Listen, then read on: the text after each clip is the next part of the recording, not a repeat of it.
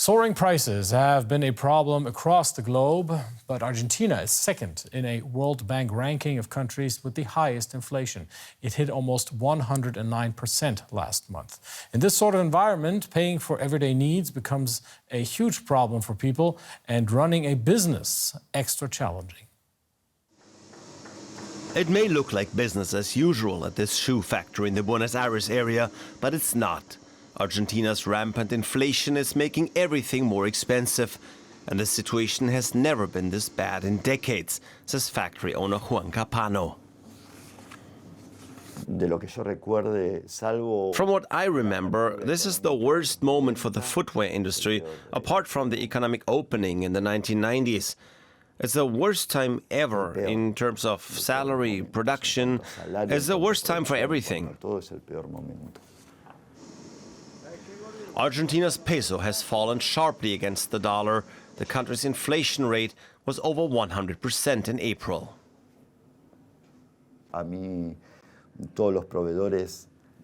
My suppliers, they bill me in pesos, and their prices change daily. Now there's a price list sometimes from important suppliers that we get daily updates for, twice a week from others for sure. Despite the ever-growing uncertainty and dwindling revenues, Capano wants to carry on. He hopes the economy improves so that he doesn't have to let any of his 40 employees go. If you walk around the workshop, you'll see why we go on. Behind every worker here, there's a family. You feel useful, potentially making it possible for there to be a plate of food at each family's home.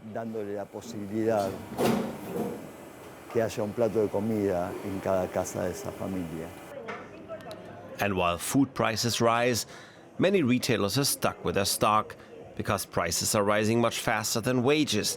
New shoes are now a luxury for some. We know people who want to buy, but they just don't come. To try to promote sales, we need to offer an alternative, such as installments without interest rates. You absorb the cost, but you get a few more sales.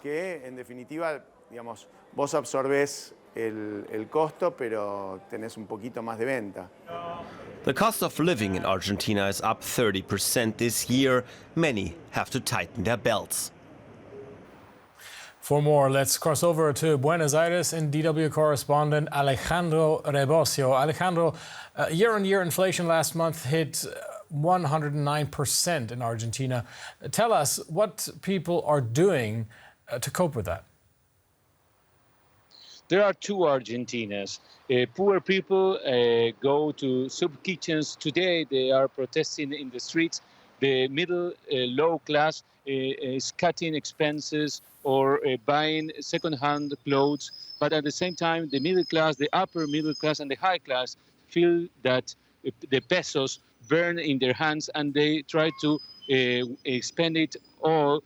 That's why the consumption is still high in Argentina.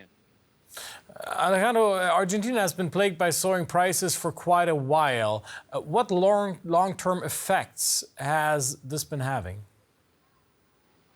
High inflation has started again in Argentina since 2007, and the poverty was in that time in around 25% of the population.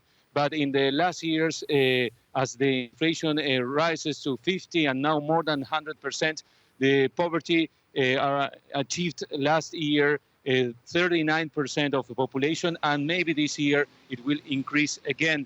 At the same time, high inflation prevents planning and also long-term investments. Now, in the hope of bolstering the peso, the government has imposed foreign exchange restrictions. What has been the result of the move?